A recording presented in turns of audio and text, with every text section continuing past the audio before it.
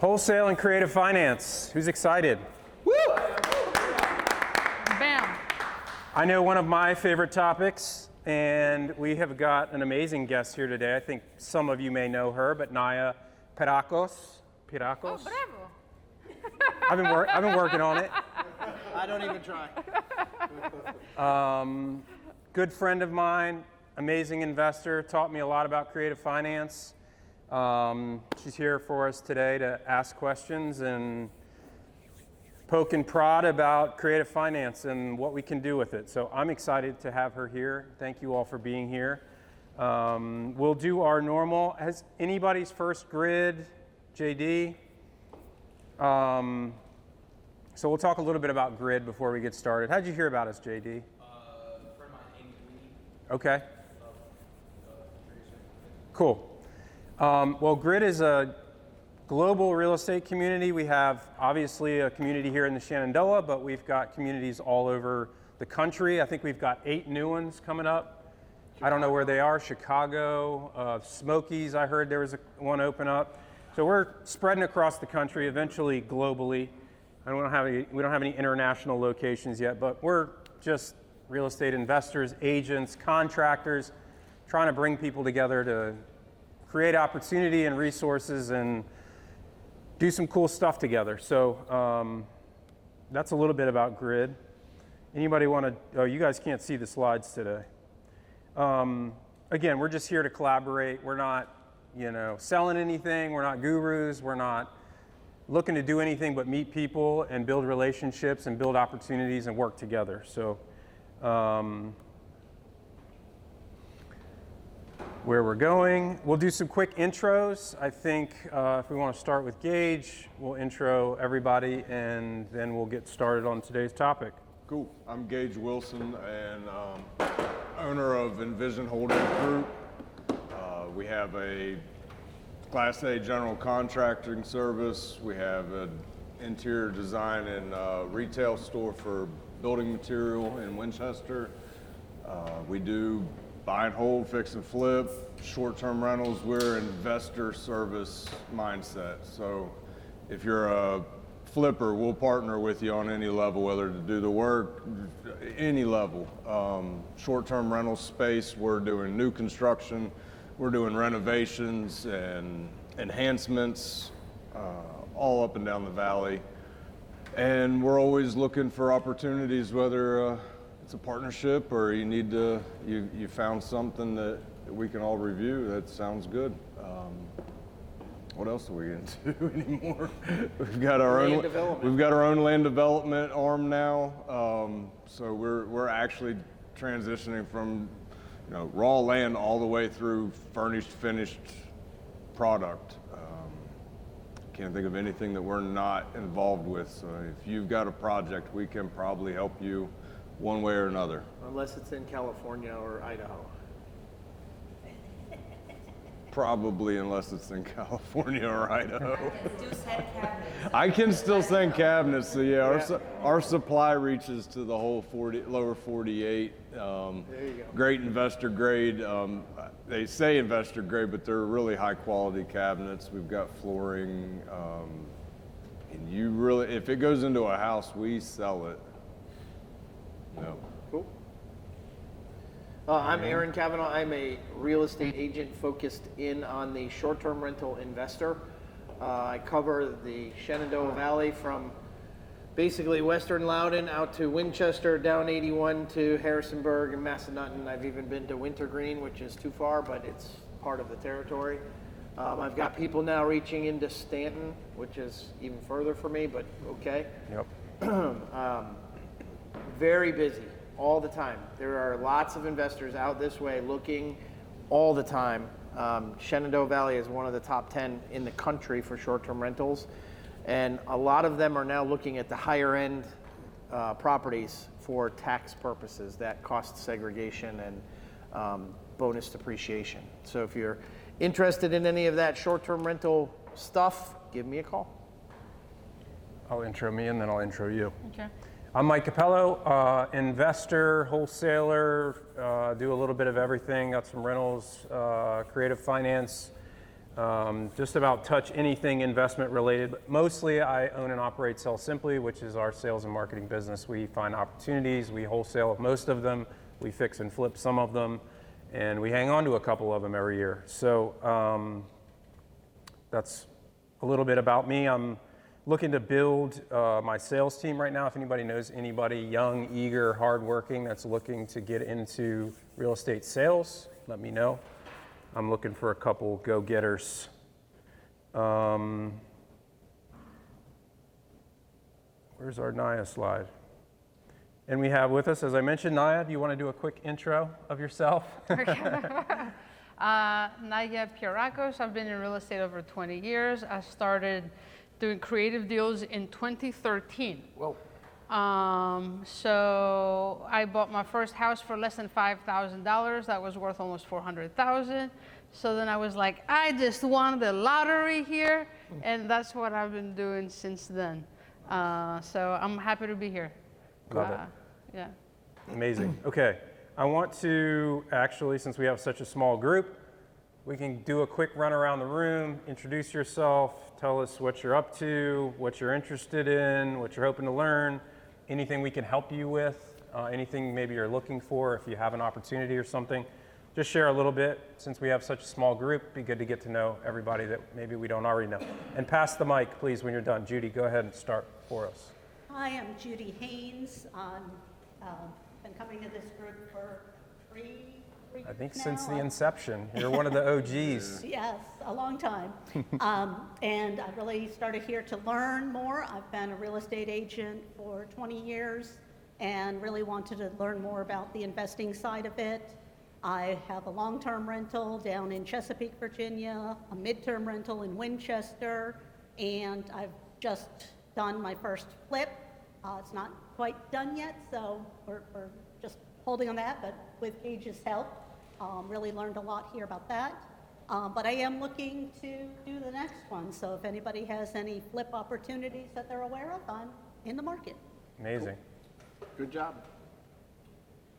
Hi, my name's JD. I'm a local guy. Moved here 3 years ago to Front Royal. I work in insurance roofing right now as a public adjuster. So I'm friends with lots and lots of roofers, and we do full, probably the firm I work with, probably gonna do around 10,000 claims inspections just this year. So we're the biggest public adjusting firm in probably the U.S. at this point. I'm not currently an investor. I mean, I own my home. I do run Airbnb out of my house as well. We're looking to buy a second property by end of year here, once my wife gives birth. And then trying to meet with people, learn about opportunities, very new to all this. I'm a young guy, I'm 28. And trying to, like I said, benefits for me is to learn from you guys and meet people. Yeah. Awesome. Welcome. Dan White. I own a flipping business, Wholesale Solutions. I'm about a Haymarket, come out west here because I enjoy the drive, as I was saying earlier. It's a lot easier to get from here, or from Haymarket here than even to Woodbridge in Mason County. Traffic, you know. I've been flipping for 5 years, did remodeling for a lot of time, beyond that about 20 years. So I kind of rolled that into how to flip houses and stuff. So great networking. You're new. There's a lot of talented people here. Take the time after we're done to talk to them. My goal, just to kind of learn, hang out, network. Good to see you, buddy. Hi everyone, I'm Chris. I work with Gage. I'm director of operations. I'm also part owner at the brewery at Main Street called Vibrissa Beer. I've been coming here for the past year and a half, and there's so much new information every single week. So good to see some repeat face, and welcome to the new ones.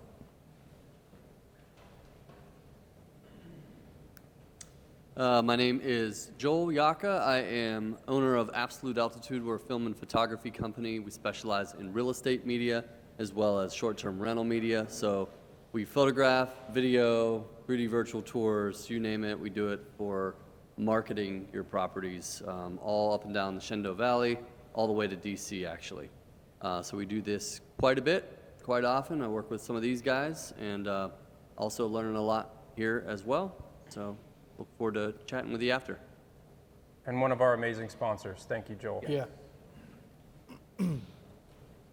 Hi, good evening. My name's Glenn. I work with Gage and Aaron and Mike and Chris, and really lucky to in that sphere of things. I do real estate investing. I do a little lending. I do a little bit of a lot of different things, and can connect people to a lot of different ideas or different people. If you're looking for something, let me know. Thanks. And probably one of the nicest people you ever meet. My name's Ken. I used to have a bunch of rental properties in the 80s and 90s. I sold out of those in the early 2000s and have been in the stock market since. Coming here just to get caught up on some education side if I want to get back in the real estate business or just stay in the investments I'm currently in. Probably not right now, huh? Hi, I'm Steve Kramer. I come all the way from Maryland to this meeting. But really, I go hiking in Shenandoah before I get here. But anyway, I'm a real estate agent in Maryland. I just got back from a 2-week trip out to the West Coast, Idaho and Washington State. And I was talking to a client. I went out there to see a former tax client of mine. And he dropped a bomb on me on the first night there. He says, I sold 11 houses last year. I think I'm going to sell 9 this year. So you know I'm hustling to find out where those 9 houses are. I think 2 are in Vegas and the other 9 are in Idaho to Washington State. And I'm going to buy them all. Or no, no financing, of course. Oh, there you go. Because he's going to die in the next year or 2 and set it up in a trust so that the kids will get it. And they'll get a stepped up basis, but I want to, pay it out over 10 years. Perfect segue into today's conversation. I'm Mike Grams. I've been coming here for a couple years now, I think. I own a lot of rental properties, and I've been flipping for 5 or 6 years now, maybe a little bit longer. Getting tired. One of the reasons why you wanted to know what I want to learn. I have all my. I manage all my own properties. I have been managing all my properties, but I have just fired my recent property manager. I'm having terrible luck with property management. I know that's not the topic here tonight, but I know he eventually he'll get around to that or whatever. I have some conversation for you after. Do you go to Maryland? Ken. Okay. Yeah. But anyway, so I'm back to managing my properties I got now. Cool. I think in the back. Oh, sorry. Edwin, I'm the owner of Edwin's Hauling and Moving Services. I do not flip any houses or anything like that. What I do flip is furniture into my trailer. And so, yeah, I have zero experience with that, but I'm here to support Naya and also want to learn a little bit more what this is all about. You guys talking about investing and flipping. I'm like, man, I want to stop flipping those furniture into my trailer and maybe flipping houses and make some money. There you So that's all. Thanks. Include your hauling business with that. Yeah. Yeah. Good service. You want to take that, Chris? I know you're ailing, but I don't have any other volunteers. All right. Thank you all. Thank you for that. It's good to see some new faces. So today, wholesale and creative finance. Why do we want to talk about it? Why does it matter? Super powerful strategy, right? Creative finance, wholesale.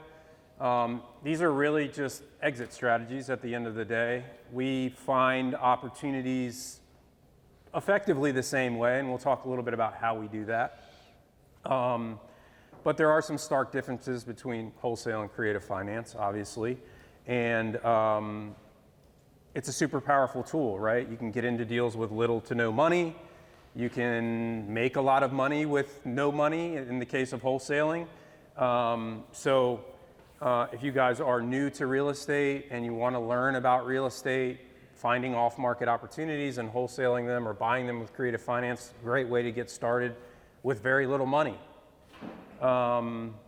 Also, there's opportunities as the market starts to soften a bit for on-market type. I don't know, Naya, have you done much with on-market deals? Like if they stay on the market? Yeah, Yeah, MLS. yeah, MLS that has deals. Agent exact. sends you a nice deal. on that. I have, and one of my best marketing campaigns was for houses that have been on the market for 40 days or longer, there you go.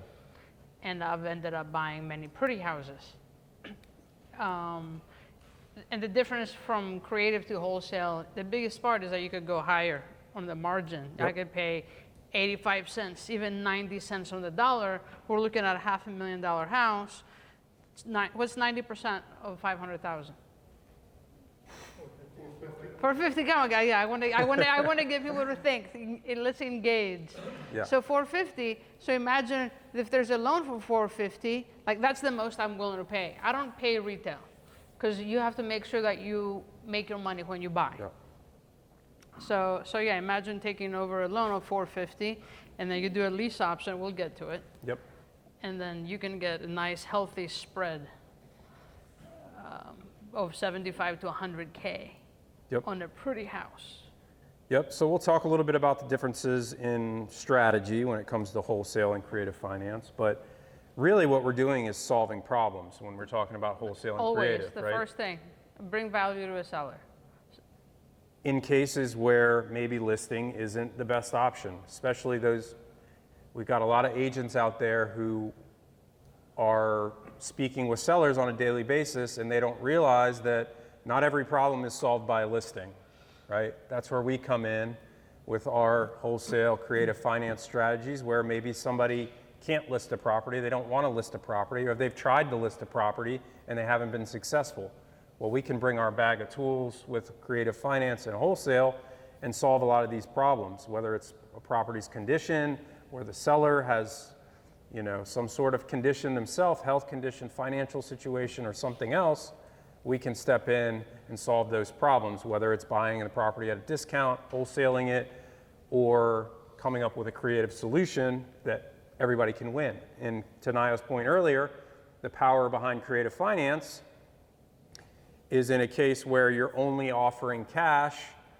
You know, we have to buy with cash at a much steeper discount, right? Because there's a Wholesale, lot yeah. more cash involved, right? A lot of times we have to go get another loan, or we have to create margin if we're wholesaling for our buyers. With creative finance, we can shrink those margins and pay more because maybe we're leveraging the existing Existing debt, loan, or yeah, maybe yeah. we're using seller finance, and we can create some arbitrage there and kick that saving back to the seller, pay them more money. Do you might have questions about any of that? We're going to get into it here. I just wanted to kind of set the table a little We got bit. a couple of case studies that we'll get. Naya's got some really good case studies. But like I said, it's basically the same process, right? We're trying to identify opportunities where traditional listing isn't going to be as effective, right? And then we apply our tools of wholesale, creative finance, whatever, to solve these problems. And when we're talking about wholesale, we're usually talking about cash, right? You don't necessarily have to wholesale with cash. You can be buying with cash and taking that opportunity and fixing and flipping it or whatever, buying and holding. Wholesale is just one tool in the tool belt, right? When we're talking about creative, though, oftentimes we're talking about a longer term strategy, right? Potentially. We're talking about maybe taking on somebody's existing debt. We're talking about seller finance, which we usually want to push those terms out a little farther into the future to give ourselves a better opportunity to cash flow maybe. And we'll get, again, into a little bit more detail here in a minute. But let's talk about some of the just basic fundamentals of these types of opportunities, right? Let's talk about motivation, right? Okay. Where do these deals come from? Where do you find most of your opportunities when it comes to motivation? I mean, when you're looking for motivated, this is a marketing business, right? Anything we're doing, it's a marketing business. So think of the marketing, I think of it as like a bicycle wheel with all the spindles. So you can go after, let's say, pre-foreclosures. Those people should be motivated, right? Because they're about to lose their house. They might have lost a job. Another one is like probate. You do a lot of pre-foreclosures. Pre-foreclosure and probate, Probate. are 1 and 2. Right? Yep. Then there's also, guys, you have your for sale by owners. maybe they've had bad experience working with real estate agents, or they don't want people to come in and out of their house, and they want to sell by themselves or on their own, or they don't want to pay commissions. So for sale by owners is another one. Like, then you can list stack. So you could go after tax liens, or people who have had the house on the market, like we talked about on the MLS, more than 40 days, and it hasn't sold. Or the other big thing is the real estate cycle, starting March until August, is prime time of real estate. Once school starts, September, it slows down. So more houses and more inventories on the market. So when that seller is motivated, they're more likely to work with you. And this is it's an education business. So you as a real estate agent, you go in there and you want to list a property, you have to educate them. And you educate them all the time. Like my number one job is to educate them, and first to make you, or if you're a seller, my goal is to make you like me and trust me. And I do that by educating you what the market is doing. And then when I educate you and I tell you facts, this is what you're looking to net, best case scenario. Now I also ask you questions, so I know what your next step is. If you're telling me you're carrying 2 mortgages, I know you're motivated. If you have a second house, so in the back of my mind, think of your job as a real estate investor, that you're an investigator. The more questions you ask, the better ways you'll find that you can bring solutions. Absolutely. Right? So going to marketing, you can find a lot of different sellers who are motivated. It's just that you have to, in order for them to like and trust you, you have to educate them along the way. So the key there to me is, and this is I think where a lot of people that are getting into trying to find opportunities, they try and force a cash sale or creative deal onto somebody that just isn't motivated to take that kind of offer, right? So the key is motivation. And they're not, also what I've seen is they're not educated. Some people just want to throw out numbers without explaining those numbers, and then the seller immediately is like, no. Yeah. Because it's lower than they want. Or they don't understand, they're like, no. Yeah. But if I walk you through it, and then I'll say, well, we need to fix your bathrooms, we need to fix your kitchen, you know, you're the contract, this is what you're looking to net. If you want to get the same price that your neighbor got, you have to make all these changes, then bring them to reality. And so many investors don't do it. Yeah, they just throw a number out. Just throw a number out, get sight unseen, and they're like, just throw a number out, and then that could be bad for us too. I've seen it many times. Sellers feel like, well, I just got an offer for $100,000 more than you, sight unseen. It happened to me like 2 weeks ago on a property in Alexandria, and I'm like, do you want to go with that offer? I bet you it's not going to go through. Yeah, that's obviously something that we face, right, as cash buyers, creative buyers, whatever. There's lots of, especially the larger companies out there that send the offers in the mail, you know, whatever. They just want to get a conversation started with somebody, and they think because they got a number on a piece of paper, that's the number that they're going to walk away with. And the reality is that's a number that is going to catch their attention, and maybe they even put it on a contract and lock that property up, but it's not until they inspect the property or they send their buyers through or whatever that then that number is going to start shrinking really quick. It does, and you know what? I don't like doing business like that. I don't either. That's not fair. That's not fair to the seller, and so many people are wasting people's time. And when people are about to lose a house to foreclosure, it's a big deal.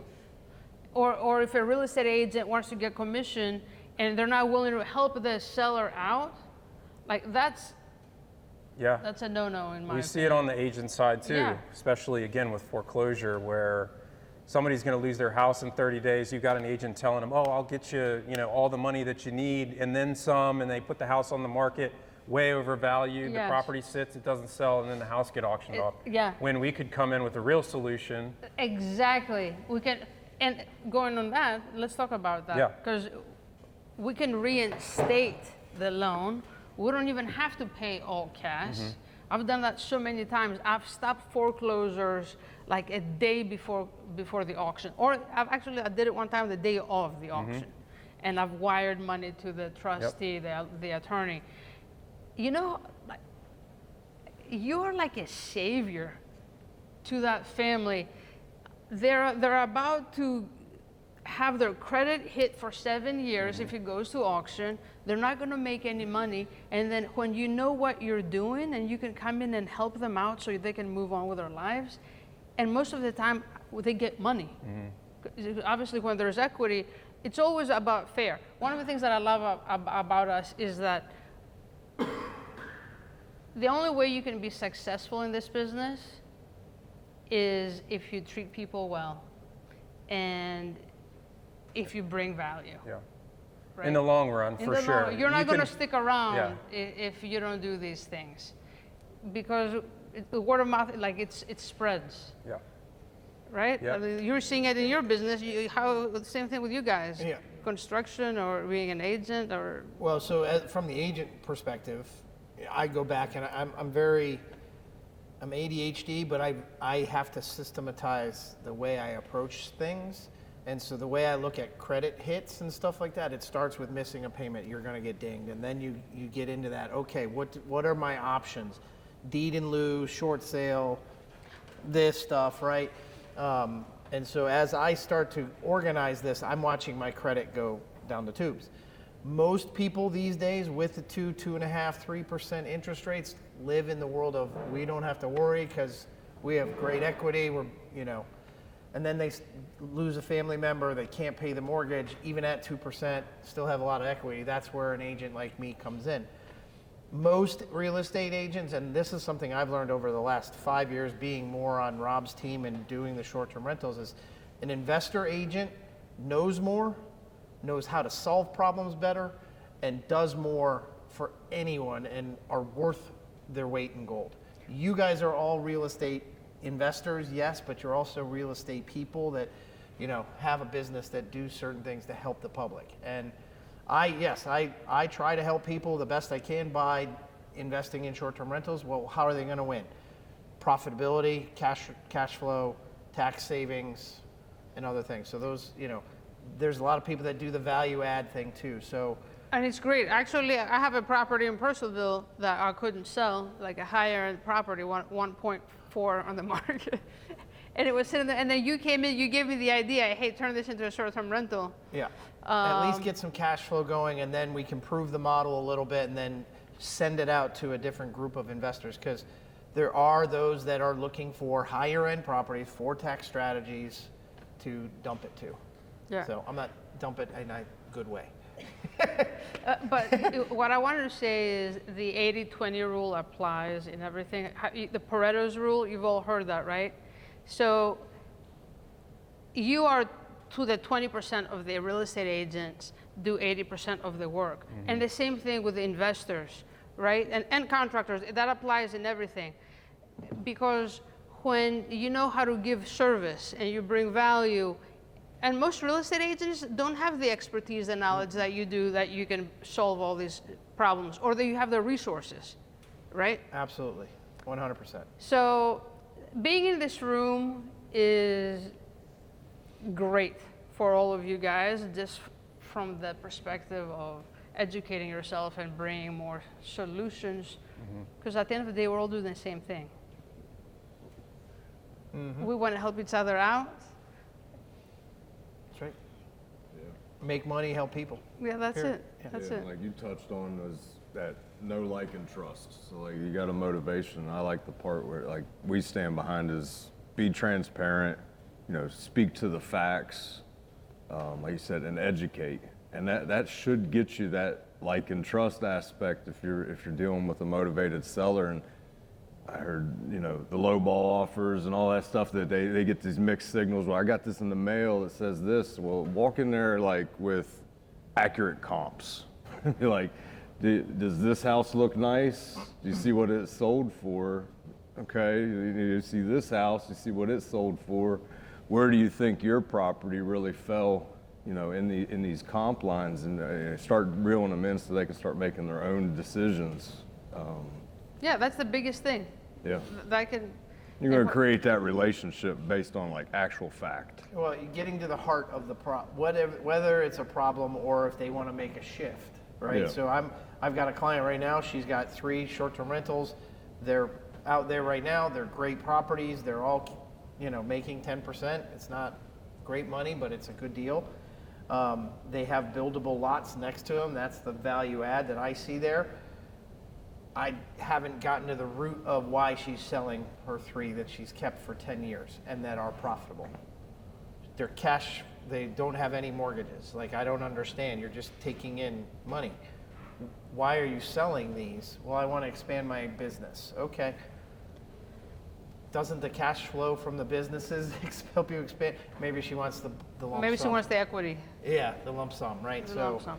Just have to figure out what that number looks like, and maybe they're going through a divorce. She hasn't said that. I don't know, and they have to sell the property. So there's other things that come with it. Well, it's important for you to ask those questions. She's mad at me right now because I already told her they're overpriced, so I can't ask her yet. If she's single. Yeah. My wife would kill me on that one. So I think that if you've been in a house with a motivated seller, I think that having all these tools is smart. 'Cause I know when I first got started, I was in the I'm going to buy this house for cash mindset. And I walked away from some subject twos. I walked away from some short sales because they didn't fit in my buy box, right? And I go, hindsight, 5 years later, I'm like, what are you doing, right? So that's what I think is smart. You get these opportunities, they're gold. Yeah. So you got to figure out ways to leverage them. It sounds like that's what you're kind of getting at it. Yeah, oh yeah. It's literally looking at every possible. And the more you learn how to leverage, the more deals you could do, like you said. And the other thing, to Gage's point, when people like and trust you, they don't have to be super motivated. If you bring a solution, okay, I bought a house from a former federal judge, or a retired CIA agent, or an attorney, or even real estate agents structuring creative deals, but because I built credibility, right, and they could trust me, and then I brought a solution, you'd be surprised.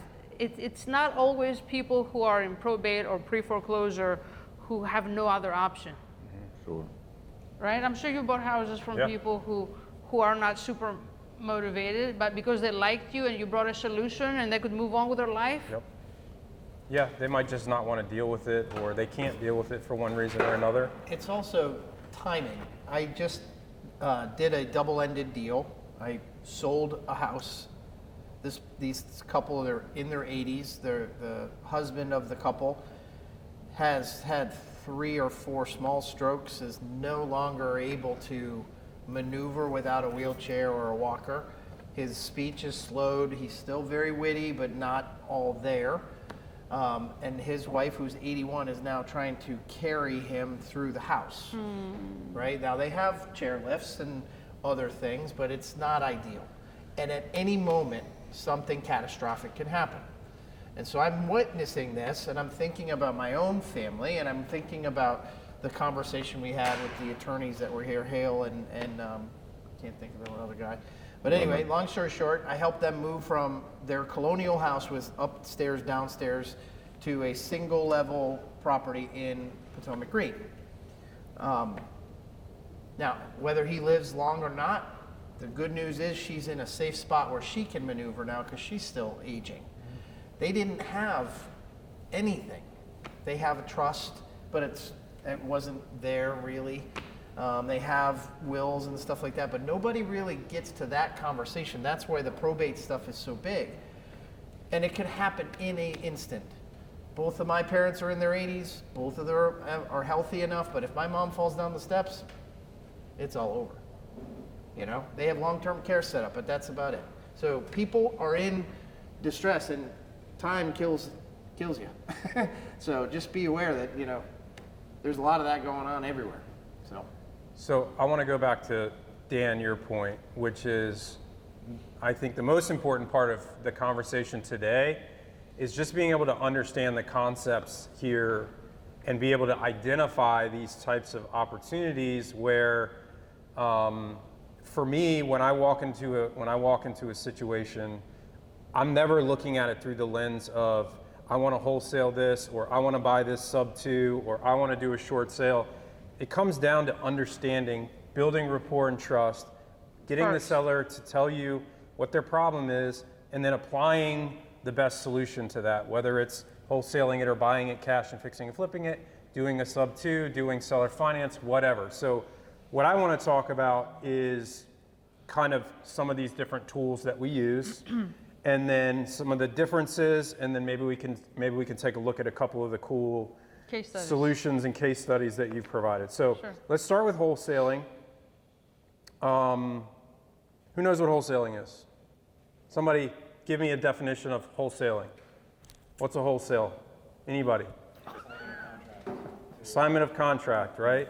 Assignment of contract. We put a property under contract. We put a property under contract. We take that opportunity. We marry it with another investor, buyer. We collect a fee, right? This is a cash deal. You know, again, wholesaling in and of itself is just one strategy that we use. I like to do it. I've done plenty of fixing and flipping. I'd prefer to make 20 grand 5 times a month than 60 or 100 grand on one, you know, fix and flip, right? To me, it's just quicker cash. I don't have to think about it. I don't have to put a bunch of money into it. I don't have to manage it. I just find the opportunity, find the buyer, and I'm done, right? So that's wholesaling in a nutshell.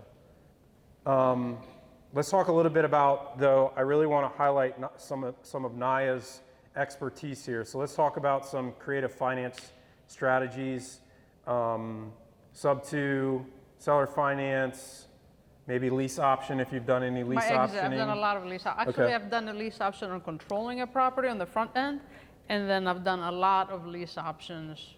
So does everybody know these terms, these concepts? Do we need to go through them, or should we maybe just jump into some of the opportunities that you've done, or case studies that you've done? Would it be valuable for you guys to hear about what a sub 2 is, what seller finance is? Does anybody have any preference?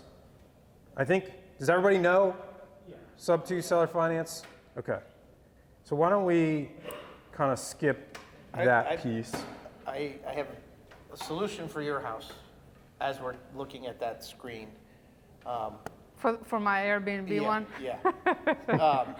Lease options, hybrid JV. So talk to me a little bit about lease option. I've never done one. I know what it is, but I don't know what it looks like. How does that come out? Okay. Are you talking about for my house in personal, or just any property? Lease option. Okay. So what I do with a lease option is when I don't want to be a normal landlord and deal with tenants and toilets. So I may purchase a property, whether it's creative financing or subject to, or I'm controlling it, right? And my exit is I call them tenant buyers. So I will market the property and I'll say it's available for a lease with an option to buy, or rent to own. That's more appealing to a tenant buyer. So say rent to own. And I do my numbers fair market rent. So this is where we'll talk about the personal house. So if fair market rent, let's say it's $2,000 a month, easy numbers, fair market value for rent. So what I will do is many times I'll say, can you do a little bit more? Can you do $2,300? And the owner, first of all, this is something else I do. For asset protection, I buy all my properties in land trusts. So my tenant buyers don't know that I own these properties, right? So you are dealing with all your properties all your tenants know that you're you're the owner, right? Sometimes you get all the sub stories. Oh, I just lost my job. Can I pay you in a month? Can I pay you in 2 months? The first 10 years of my investing career, it was hard because I was, investing in certain markets, and I had some low-end tenants. And then once I went to the lease option strategy, easy peasy, because I started finding properties that are like higher, like medium price range, and I started getting better quality tenants. So let's go back to our example, $2,000 fair market value in rent, and I'll ask if Judy, you're the tenant buyer, and I'll say, Judy, if this property, let's say it's worth $500,000, all right?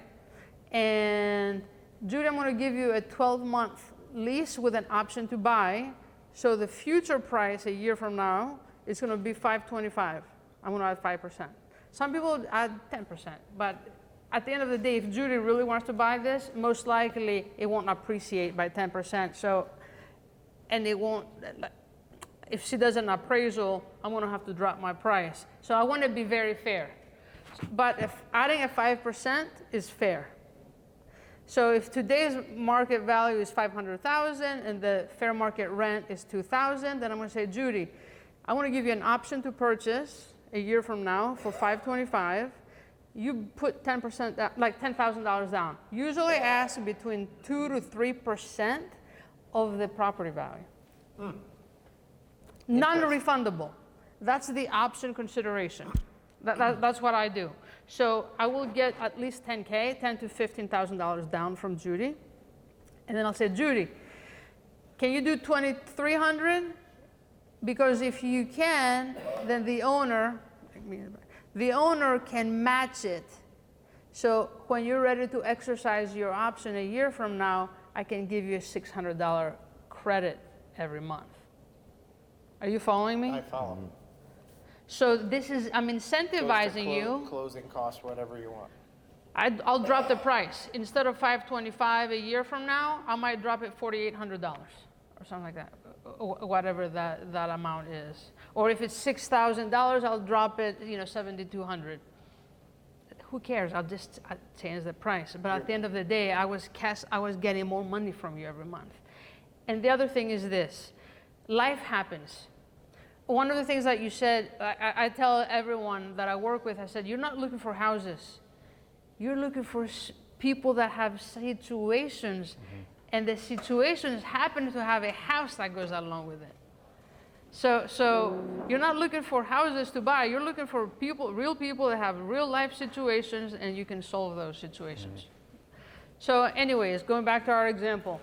So only 30% of my tenant buyers exercise the option to purchase. Interesting. The rest forfeits.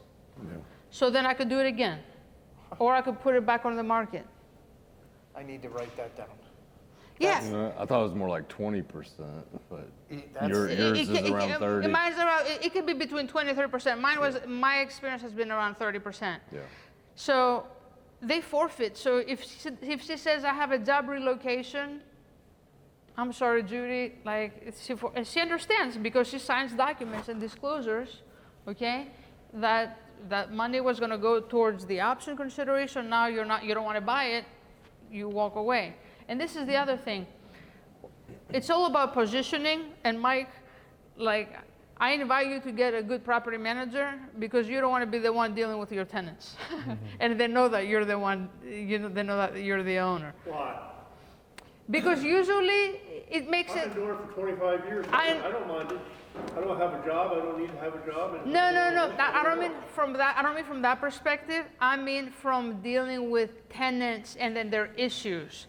Because when I say that when I position myself as the property manager, which I do, then if you're late on rent at the 5-day mark, I'm not going to give you a 5-day pay or quit notice, right? Yeah, and then you'll take the process to evict them, right? But when they know that you're the owner, you're getting a call after a call. Oh, give me till Monday. Give me till Tuesday. That's the experience that I had. So, I didn't have that There's a problem once I did. big factor here. You're a woman, and you, like me, have an accent. So people tend to take that him as a man is less likely to experience that. I can see that between me and my husband. That's a good point. Maybe they wanted to take advantage of me if they knew that I owned the property, and then they're like, well, let's see if she's going to be nice. It is a subtle difference, but whenever you're a man, you have less things on your way. You can just say no, and that's it. Well, it is hard for a woman to put ourselves in that position. But that doesn't work for me. I'm just kidding. Here's what I do. I say, fine, you can't pay me until the second Tuesday or whatever. I'm starting the eviction process. I can stop it at any time. You pay me, it's stopped. And I go on. How difficult is that? No, listen. All I'm saying is, once I changed the way I was doing things, and I positioned myself, and they didn't know who owned the property, and I positioned myself as a manager, then I could have the flexibility to play. No emotions. It No takes the emotions. emotion out of It takes the emotion out of it. I'm sorry, you can't. Like, I'm dealing with an owner. I'm dealing with somebody else. It also gives you time to think. Right? What are your other options? Hypothetically, I have to go back and speak to the owner. Give me a minute. Yep. Simple as that. I think that's a matter of personal preference.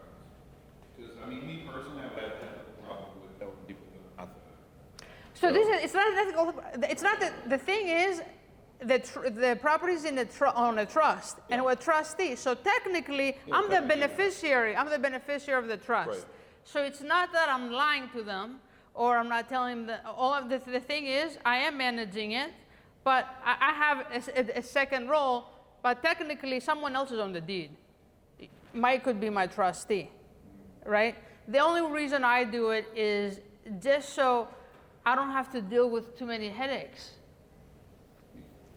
My original comment was, though, I think that it's a matter of personal preference, because I've been doing it for 21 years, 22 years, and I don't have a problem with dealing with the tenants myself. No, okay, so let me go back. The reason why I do it is when I buy houses creatively, subject to, let's go into the details right now.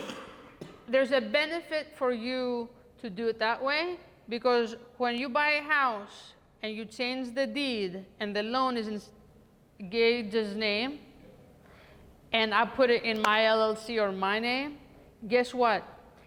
If the lender finds out, they can call the loan due.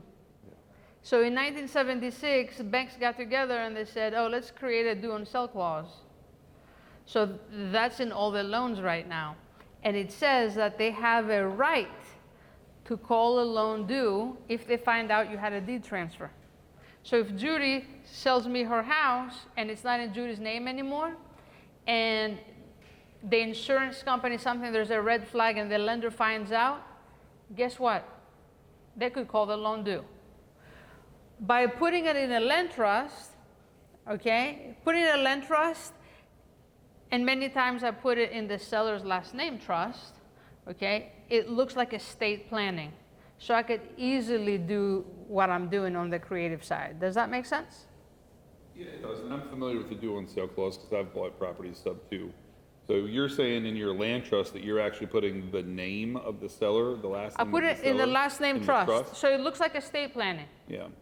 So if you're Mr. and Mrs. Smith and I'm buying your house, I'm going to put my Cappello trustee of the Smith Trust. So then that way,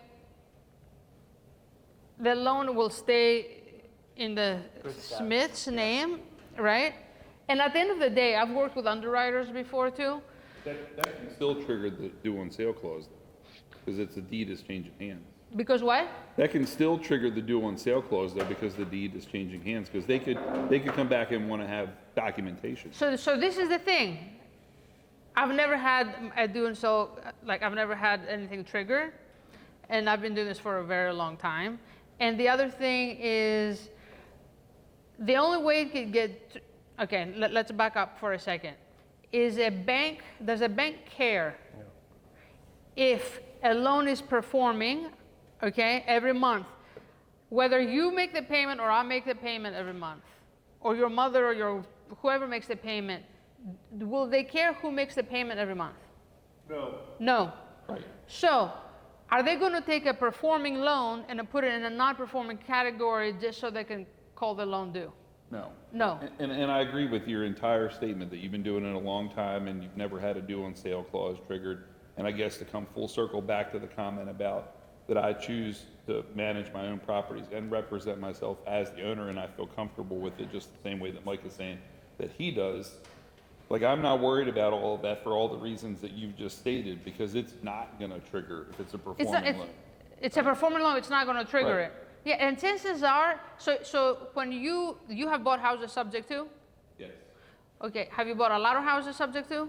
Several, but not probably not as many as you have, but I Okay. bought more than one. More than one. And then you put them in an LLC? I put them in LLC. Okay. The property address LLC, so AB, 123 123 Main Anywhere Street, Avenue LLC. LLC.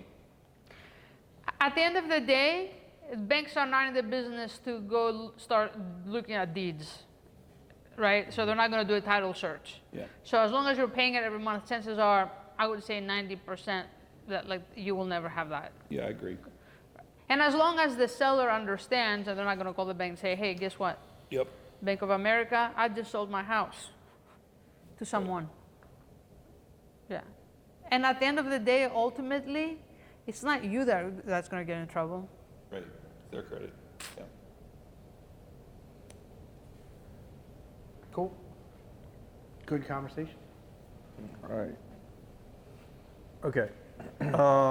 Yes, thank you for those thoughts and questions. I wanted to, so we talked about lease option. We didn't talk about novation, but I wanted to kind of talk a little bit about cash or wholesaling versus creative, some of the pros and cons of each. Why we use cash or wholesaling, why we might use creative strategies, and how we identify and implement those strategies. So I think the best way to do it might be to give an example of a situation, right? We've got maybe a seller who, let me think about this. We've got pre-foreclosure is always where my head goes because I think about it and I do a lot of deals with pre-foreclosure, but we've got a seller who's got a pending foreclosure with an auction date scheduled for 2 weeks from today. They've got, let's say, $100,000 in equity. The house is worth $400,000, needs a little bit of work. How would you approach the seller as far as from a creative standpoint first? What about that situation would lend itself to, they've got a loan from 2019 with a 3% interest rate on it. How would you approach that type of situation with a seller? You're asking me? Yes. Okay, so you're saying it's a $300,000 loan. $300,000 loan. It's worth $400,000, Yep. and they have $100,000 of equity. Yes. So the questions that I will ask is, how far behind are they? Okay, so my mind will go immediately to facts. Like, we need to stop the auction first. Yep. So if you're behind 2 months, 3 months, or 6 months, I need to know that amount. So if it's 10K or 20K, that changes your equity. If you're behind $20,000, your equity just dropped to 80. Yep. Right? Now, I'm going to educate you, and I'm going to walk you through the steps. I'm going to look at the property, and I'm going to look at the condition, right? And then I'm going to do comps. And I'm going to say, like, this is where, like, I don't pay more than 90 cents on the dollar. Okay? So I will walk them backwards from take out commissions and closing costs. So look at that spread. If he has a very good low interest rate, guys, I'm always thinking leverage. Like, if he has a low interest rate and every month that mortgage payment, let's say $1,000 or more goes down towards principal balance reduction, I'm like, oh my God, in 5 years, I'm gonna get another $60,000 drop on the loan. I'm like, I wanna hold on to it. I'm gonna think of, first of all, I always think about solving their problem first. Second thing is, what's best for me? Like, what's the best case? What do I want to do? Like, do I want to do a wholesale because I need 20K right now, right? Or can I afford it being vacant for 2-3 months until I fix it and take care of the holding costs, and then I can rent it out, okay, or do a lease option, so then I can make more down the road. So that's how I see it. And it's also not only their situation, but what is your situation? Like you said, if you want to make $20,000 on it really quick, but for me, many times I always look at the long term because I evaluate all the numbers. And then I will go to them, and if their spread is 50K, and they're only 50K, and they need it right now, my exit could be I flip it, which I've done I bought a lot of subject to houses where I had to put, let's say 20, 30, 50K. So what I would do is, let's stop the auction first. So I would say, okay, I'm gonna pay 20K to reinstate it, so we stop the auction. I'll give you some money now so I can move you out, so I can fix it. Okay, I'll flip it, and then, because usually that's where I make the most amount of money. So I'll flip it, and then I'll say whatever spread was there, I'll give you the money Once you sell the house. once I sell the house. Right. But there's a lot of ways I might want to hold on to it. It all depends on what they want. Yeah. So again, when we think about these strategies, right? The benefit of these creative options that Naya is talking about, you know, subtailing, basically what you're talking about, buying a property sub 2, putting some money into it, giving the seller a couple bucks to move out, flipping the house, and then selling it and paying them out the remainder of their equity, right? Can I ask a question? Yes. Thank you. So there's a $400,000 ARV. They owe $300,000, and you're saying you had to pay $20,000 to get them out of back pay. Are you willing to give them the other $80,000 after you fix it up? Nope. So do they get anything else? So it all depends on the numbers. I let them know that I need to make a minimum of 10% of the sales price. Of the sale? I wanted my profit to be at least 10% of the sales price. And most of the time it's a little bit more, because once I take it to 90%, right? Yeah. Like, I have agents that I work with, and at the end of the day, you know, This is a bad example for a profitable deal. yeah, but like, I If want they to make had sure. more equity, right? We've got to be. We need to make money. We're solving the problem. We're going to stop this foreclosure. That's the biggest thing. We're going to get you out. We're going to get you somewhere, you know. So you can else, move on. so you can move on, You won't be take your hit next for steps. 7 years. If they've got. Right? They literally have nothing. No other option. No other option. There's no other option. Yeah. Like, they are like happy to walk away most of the time. It's Exactly. like, and I've seen them, they've hugged me. Like, look, I'm not making a dime. I'm walking away and I'm happy. Yeah. That's like what they're getting out of it. It's a numbers game, and at the end of the day, like, I would lie to you, and I tell sellers this too. I would lie to you if I told you I'm not here to make a profit. How am I going to survive? How am I going to put food on my table?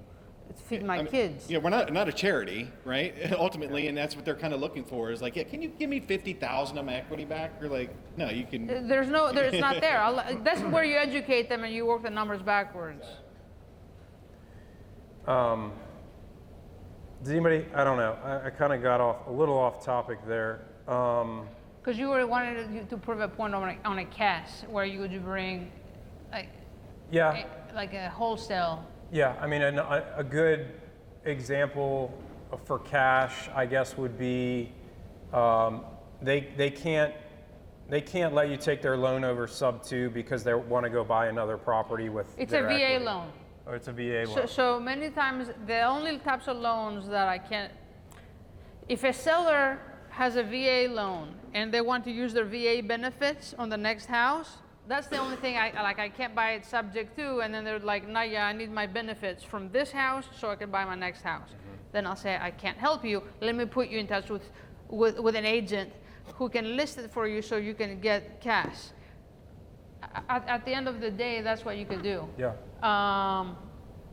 Or if it's, or in that same situation, if it needs work, then you wholesale it.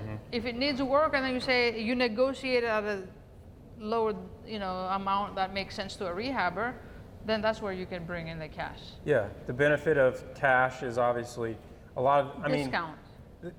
discount, but I was gonna say speed, but you can act quickly with With a week, creative. I could do it. Just the same. Yeah, For us though, it's again, the reason why I like wholesale, and I wholesale sub 2 deals, I'll wholesale seller finance deals, I'll wholesale anything, but the benefit to me as a wholesaler in these situations is just a low amount of capital requirement, and you can also do that with sub 2 or with creative finance. Guys, you have no idea how many times I've bought houses. Tell us about a couple of the deals that you bought where you actually made money buying. Didn't you have one or two? I've had deals that sellers have paid me to buy the houses. Yeah. I don't know, are either one of the, or any of those in My here case studies? as your case studies? They paid me to buy the guys. Like Craigslist? this one, you guys see the screen. So this was the first subject to house that I got. It was off of Craigslist. So the seller situation is they were building a single family house, and this is a townhouse in Reston. It was built in the 70s, and I went and I talked to them, and they had put down a $50,000 deposit on a single family house, and he couldn't qualify for 2 mortgages. And he had it on the market on the MLS, but couldn't sell it because they had a green room, a purple room, and those plastic accordion type closet doors. So when I walked in, I was like, oh my God, it's only cosmetic, no big deal. So they had a loan of, let's say, $325. It was around $325. So I took it over for $323, around $323 to be exact, and I only paid closing costs, $4,600. And that's it. They moved on. So the next, I went in and I painted it. There you see photos. Like I painted it and I exited with a lease option. I found a tenant buyer and they gave me a $10,000 non-refundable consideration. And they were paying the mortgage every month. So I sold it. Guess what? That person had a job relocation and they didn't exercise their option. So I put it on the market and I sold it for $410, 18 months later, and I netted about $76,000 on it. Because keep in mind, that mortgage, every month I was getting principal balance reduction too. So when you look, I don't know if there's a settlement statement in here. From the closing? From the closing, no. I don't think so. But I had a settlement statement because my mortgage had dropped like to $310 instead of $325. So like this one was one, but I've gotten paid to buy houses, pretty houses. This is not one of them. No, this is one of my coaching students did, and they did a flip. They bought it subject to, it was a referral lead. It was a pre-foreclosure, they're behind 3 months, and I think like HOA payments too. They bought it, and within 90 days, they did a quick flip, sold it. In 90 days, they made $118,000, and I helped them through that. Nice. Yeah. 480. They sold it they bought it for $315 purchase price, and then we were evaluating, do you want to hold on to it? Do you want to put it on the MLS, or do you want to do a seller financing or contract for a deed and make more money? So they decided to put it on the MLS. They put $30,000 into it, and then actually it was better. They got more money than they had originally anticipated because the market was doing well. It was prime time. So when you go on the next slide, that's what it sold for. Do you see the price? It's hard to see. 500? Yeah, it was close to 500. Yeah, but they made $118,000 profit in 90 days. And I have a disclosure there. Results are not typical, so don't expect. Not that it couldn't happen, it can, right? But don't make any promises. Yeah. But this was a landlord. They had a lot of equity. That's my lead seat. They were tired landlords, and guys, don't make assumptions. And one of the things I want to tell you is in this business, don't make any assumptions and don't assume that everybody needs the money immediately. And I was so close not to go on that appointment just because they had like $200,000 in equity, and I was like, oh, they're gonna need the money. But in the back of my mind, I'm like, just go anyways. I'm like, I just wanted the appointment, and it was around 4th of July, and so actually it was backwards. They had a loan for $200,000, and they had $120,000. I gave them a promissory note. I only paid $5,400 at closing, and I went in there and I did a lease option again. That tenant didn't exercise the option, and I sold it a year later, and I made $53,000. Oh yeah. But I mean, I bought a house from a colonel in the military that only had it was a 3-year-old house. He only had it for a year, and the house didn't appreciate much in a year. And when you take into account closing costs and real estate commissions, he would have to bring to the table $50,000. So when I educated him, I said, whether it's me or anyone else, you're going to bring $50,000 to the table. And it was November. It was right around Thanksgiving.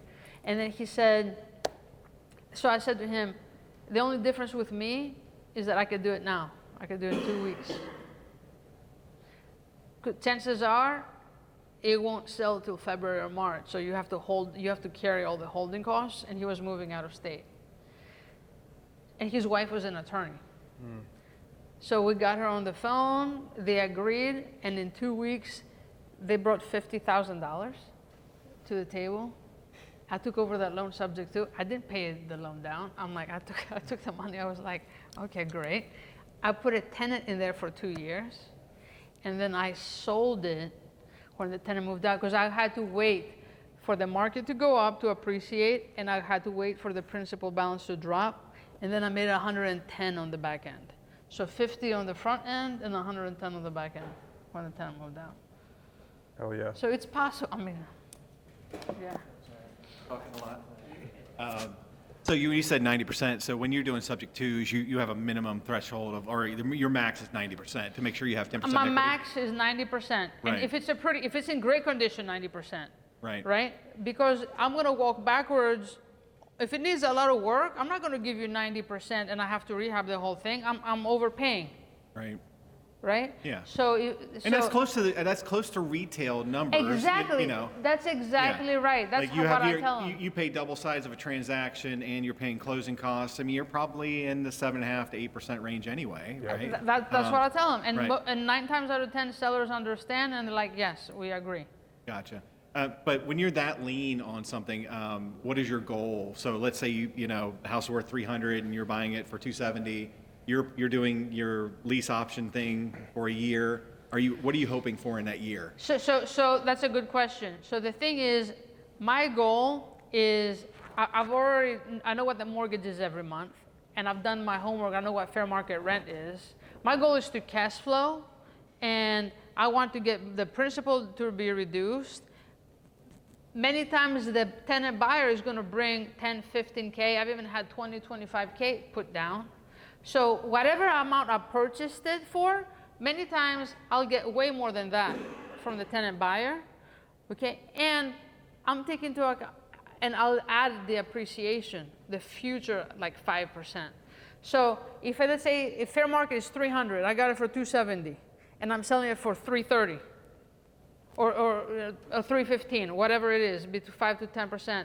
If I give you a 12-month option, sometimes I'll give an 18-month option.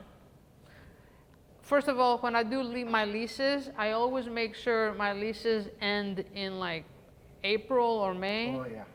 Oh yeah. Not in October or November or December, because I'll have vacant houses. Yeah. I'll learn my lessons that way. So I'll adjust my leases and my lease options to the right time of the year for me. So by the time that happens, that could be 2/3, or no, you said 270. So it could be 260 in a year and a half, and then 310, 315. You made that spread, and you didn't put money into it. And literally, they're paying your mortgage. they're paying the mortgage, and you're getting depreciation tax write-off, all that. Now, yeah, sometimes we run into properties that might have an ideal subject to, but they've got layers of taxes in terms of IRS or state liens against the property as they're going to foreclosure. How confident are you taking those, not letting it go to foreclosure and wiping those out?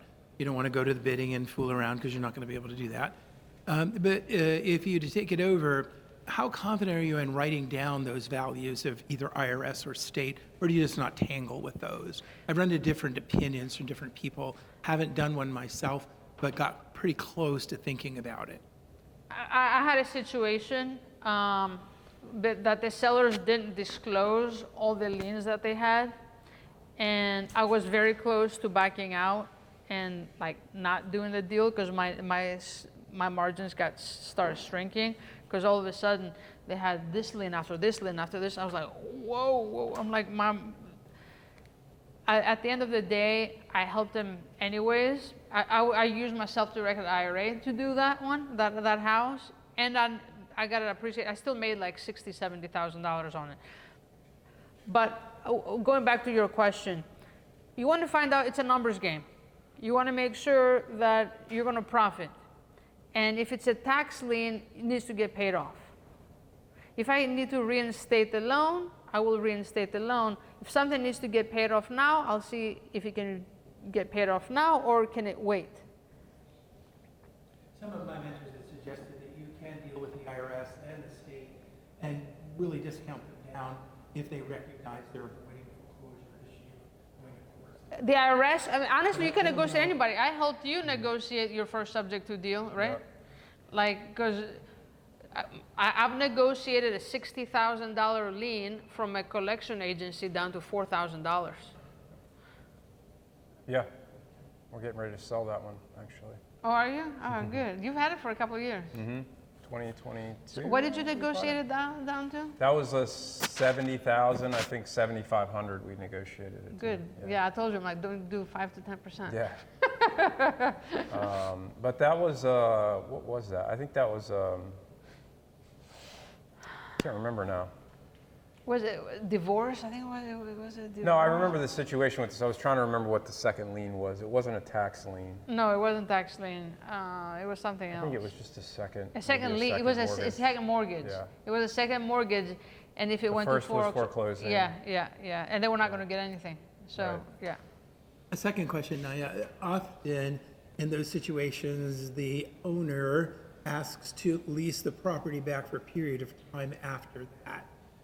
People have different advice about that owner staying in the property. What is your strategy? In a foreclosure. Okay, in the foreclosure situation, I will tell you, never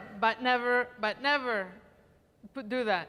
Now, if it's a foreclosure situation and there's equity and they're going to get paid, what I do is I'm going to give you just a little bit of money so you can move out and then put down on your rental. And then I say, once you leave, I'll give you the rest of your money. So they're incentivized. I will not give them their money and then live in the property and then me having to evict them. Yeah, it's not a good game. Been there, done that. You learned from that? I never had to evict somebody, but. Oh yeah, guys, when people say, stop my foreclosure, Yeah, please, I'll pay you rent. Yeah. I'm sorry, we don't do that. If they can't pay the mortgage, how can they pay you rent? Yeah. And right now, you're their angel and their savior. No.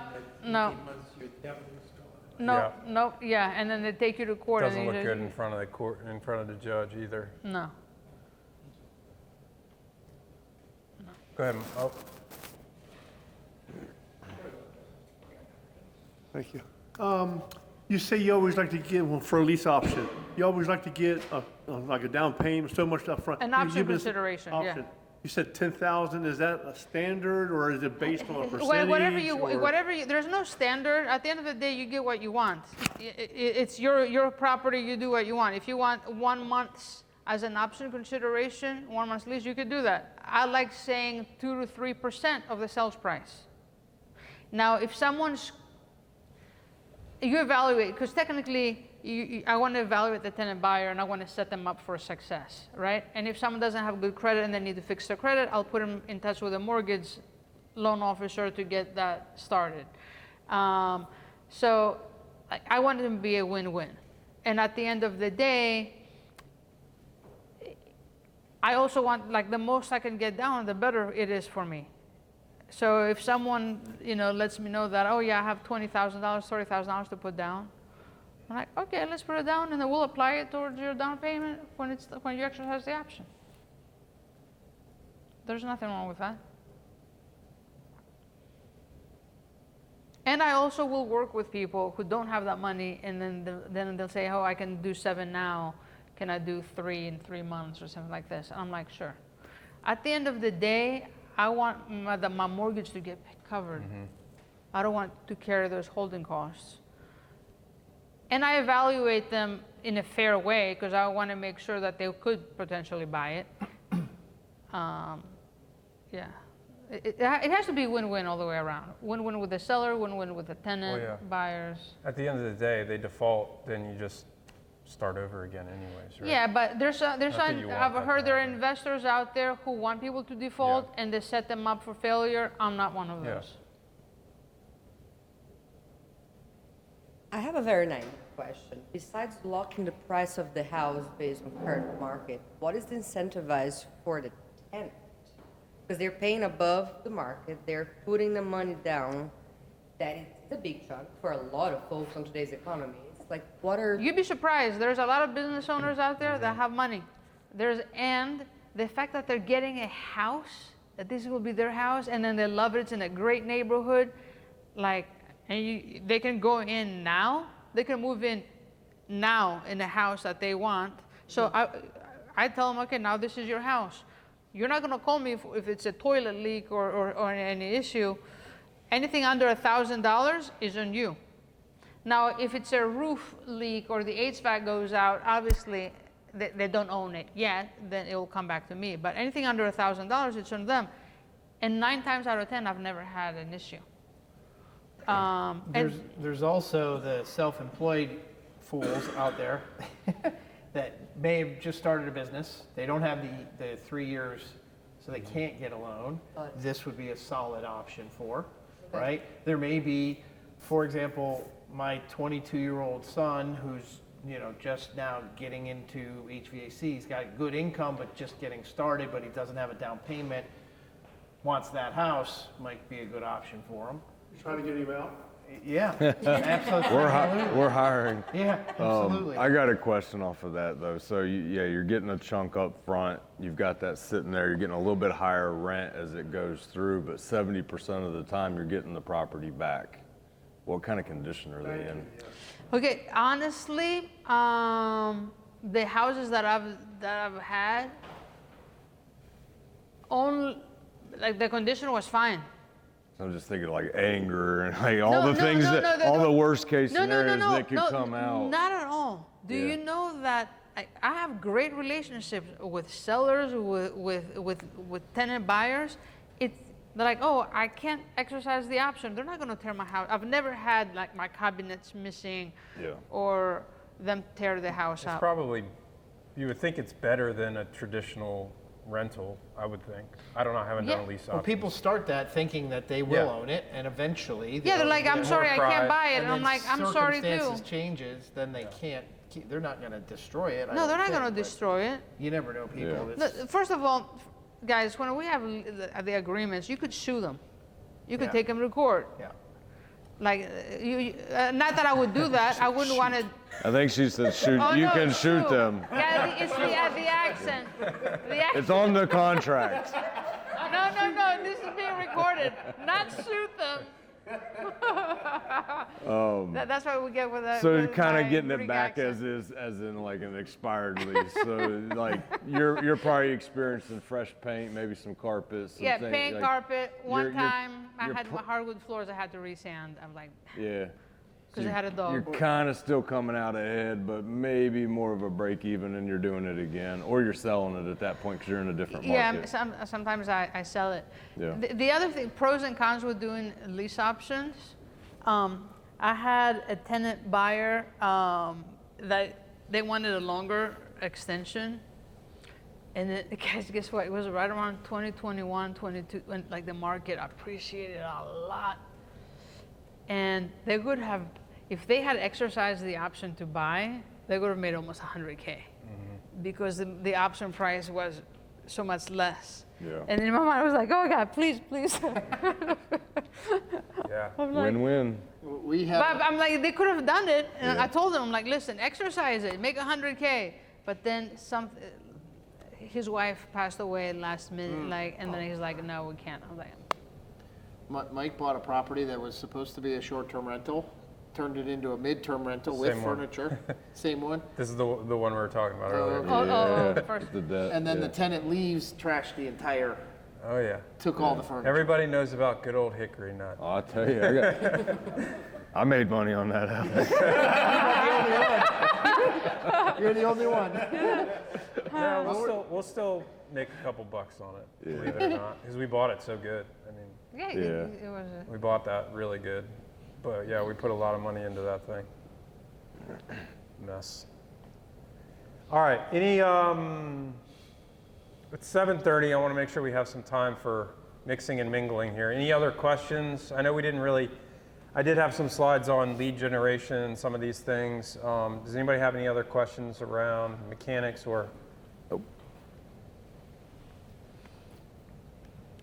So I have one question regarding the foreclosure specifically, because I have a couple of colleagues that they paid someone out of foreclosure, and then after they did, in a very short time period after that, the guy decided that he wasn't going to sell. And so I'm just curious what your practice is when buying something under a foreclosure scenario where you're paying off all of the back balance. Reinstate it. Do you get them at the same time to sign like a quick claim deed, or can you just kind of talk about how you handle that between you and the owner? very, very, very good question. Great question. That's an awesome question. I will never reinstate a loan if I don't have the deed.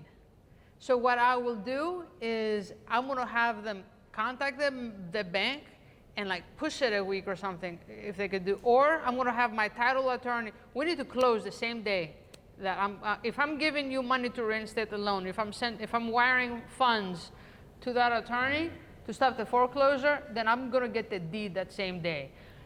Because I don't want that to happen. Yep. Yeah, they're involved in a lawsuit right now. It's been going on about 18 months. I don't want that headache. Yeah. I don't want that That's headache. why I wanted to ask you how you handle that. Absolutely not. 'Cause Absolutely not. I would handle it the way that you handled it. Absolutely. Yeah, I'm not in the business to go out of business. The title company will hold the wire.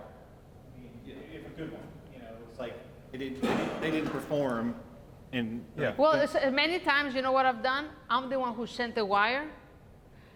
Because by the time it goes to the title company and by the time they record it and then they send it, I might miss a day or two, and I don't want I don't want it to go to auction.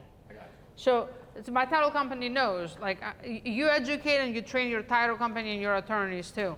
So I'm like, they're there to protect you, is my point. they are, but many times just to be safe, I'll wire the funds straight to the attorney because I know I'm closing the same day. And that ensures that you're on time. I'm ensured right? that the money is there. Exactly. Thanks. Great question. Yeah, that was a great one. Go ahead, Glenn. Now, in the area, who do you recommend for title work that's creative? Can I talk to you on the side on that one? Yeah, sure. Because this is the thing. When we have, like, I've trained my attorney and I work with my title company. If I start telling everybody to use the same title company and one person does something wrong and something happens with the seller or they don't do a good job, it could mess it up for everybody else. And reputation is big, right? So for me, I don't want to just recommend anyone because I've come across investors who don't have the same integrity. And for me, I would rather not pay my mortgage and pay your mortgage if I bought your house subject to. I will pay your mortgage first if I don't have enough money to cover my mortgage, just because I made the promise I will not mess with people's credit. And like I said, I bought a house from a former federal judge, colonels and people in the military. You don't mess with people's. Sure, thank you. And Credit between like that. Gage and Mike and I, we struggle with title companies. Oh, I'll Maybe give you not a title. every time, you- but most times. Yeah, I mean, you guys. Yeah, I'll tell you who my title company is. We've bounced around quite a bit. You between have? a few, yeah. It was a different fit, yeah. Okay. Huh? I said the title companies don't always seem to work, but we learn the hard. Oh, you learned the hard way. And this is the other thing. It could be the title company and then their processor if they have somebody else, so that you train the processor to do certain things. Any other questions? All good? Cool. Everybody learned something? Yep. Okay, good. Thank you, Naya. Thank you, guys. Thank I you to had our fun. sponsors. Also, I did want to mention, where is it? Come on now. July, if you guys are around in July, we're doing things a little bit different. We're going to go to one of Gage's properties in town. We're going to do a barbecue. We're going to have music. We're going to have some vendors out there. So if you guys are planning on being around in July, it'll be the same day as normally. So it'll be the 14th, second Tuesday. But we're going to start on the earlier side. We're trying to get some people to start registering for it so we can get a head count. So if you guys are thinking you may come, I'm going to leave this up here. Just register for us so that we can start counting heads. It'll be good. We'll have food. We'll have drinks. We'll have a band. We'll have beer from Verbrasa and wine from maybe from here. I don't really know. So come out and see us and sign up if you're thinking about coming. Awesome. Yay! Appreciate it. Thank you Thank all. you. All right, hang out, eat the pizza.